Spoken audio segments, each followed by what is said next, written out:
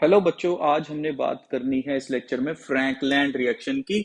Methods of preparation of alkane चल रहे हैं हमारे पास। हाइड्रोकार्बन की नेक्स्ट वीडियोस आती रहेगी, प्रेपरेशन मेथड्स चलते रहेंगे। तो मेरा ये सजेशन रहेगा कि फ्रैंकलैंड रिएक्शन देखने से पहले अगर आपने वुड्स देखी हुई है तो वो, अगर नहीं देखी है तो वो जरूर देख लो। वुड्स रिएक्शन और Frankland reaction both are similar. मैंने पहले लेक्चर में वुड्स करवा रखी है, वीडियो की प्लेलिस्ट बन रखी है, आप उससे देख सकते हैं। चलिए फ्रैकलैंड के बारे में बात करते हैं। जैसे वुड्स में हम सोडियम मेटल चाहिए था, वैसे फ्रैकलैंड में हमको जिंक मेटल चाहिए होता है। और इसमें भी हम एल्काइल हैलाइड यूज करेंगे 2 मोल्स, उसमें भी एल्काइल हैलाइड यूज करते थे हम 2 मोल्स।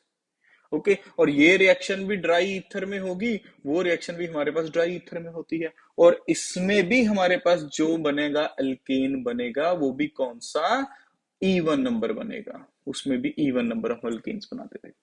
तो सीधा रिएक्शन लिखते हैं जल्दी से। चलिए यहां पर लिखते हैं CH3 iodine plus zinc plus एक और CH3 आयोडीन, क्योंकि मेरे को 2 मोल्स लेने हैं अल्काइल हैलाइड के।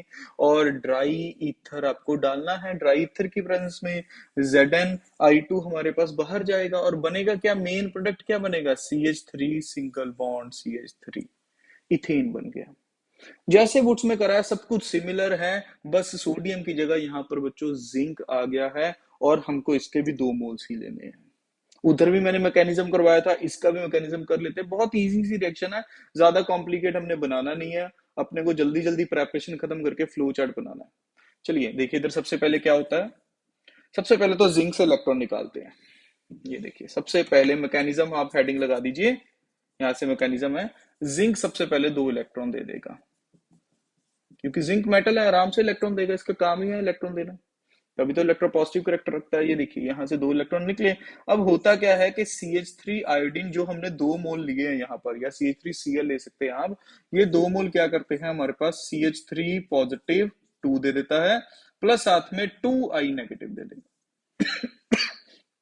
2 आयोडीन नेगेटिव दे देगा, साथ में CH3 2 पॉजिटिव दे देगा। अब होता ये होता है कि फ्री रेडिकल अगर मैकेनिज्म मैं आपको बताऊं, वैसे तो कार्बोकेटाइन कार्बोकेटाइन मिलके भी स्टेबल हो जाएगा, बट फ्री रेडिकल ज्यादा अच्छे से मिलता है। तो ये जो 2 इलेक्ट्रॉन जिंक से निकले थे स्टूडेंट, वो किसको मिले, इन CH3 पॉजिटिव को मिल गए।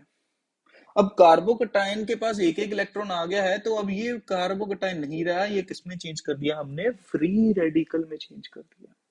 और फ्री रेडिकल की खासियत क्या है, देखो 2 CH3 फ्री रेडिकल है, ये देखो ये रहा एक CH3 फ्री रेडिकल, ये रहा दूसरा CH3 free radical. Both will combine to give me CH3 single bond CH3। बना मैकेनिज्म से इथेन। और साथ में और क्या बन रहा है, देखो जिंक पर 2 पॉजिटिव था, इसको 2 नेगेटिव आयोडीन मिल गया। देखो Zn को आयोडीन मिल गया तो बना दिया ZnI2। जैसे ZnCl2 बनता है, वैसे मैं कह सकता हूँ Zn को 2I नेगेटिव मिला, यहाँ पर Zn2 पॉजिटिव है, ये बनाएगा ZnI2। ये देखिए सर, तो ये रहे हमारे पास मैकेनिज्म। बहुत सिंपल सा काम है, इलेक्ट्रॉन निकाले जिंक से, इसको ब्रेक करा, ब्रेक करके कार्बोकेटाइन बना। कार्बोकेटाइन को हमने 2 इलेक्ट्रॉन दे दिया, एक इस कार्बन को एक दूसरे कार्बन को, तो वो कार्बोकेटाइन से फ्री रेडिकल बन गया, और फ्री रेडिकल आपस में मिलके क्या बना देंगे, इथेन बना देंगे। तो ये सारी पिक्चर हमने वुड्स में भी पढ़ी है, उसमें मैकेनिज्म मैंने पॉजिटिव नेगेटिव वाला करवाया था, इसमें फ्री रेडिकल वाला भी बता दिया है। दोनों सेम ही है, जैसे मर्जी कर लो, बस इतना याद रखना है इसमें जिंक यूज करेंगे, उसमें सोडियम था, इसमें भी ड्राई ईथर, उसमें भी ड्राई ईथर, इसमें भी इवन नंबर बनाने हैं। मतलब आप इथेन बनाइए, ब्यूटेन बनाइए, हेक्सेन बनाइए, ऑक्टेन बनाइए, डेकेन बनाइए।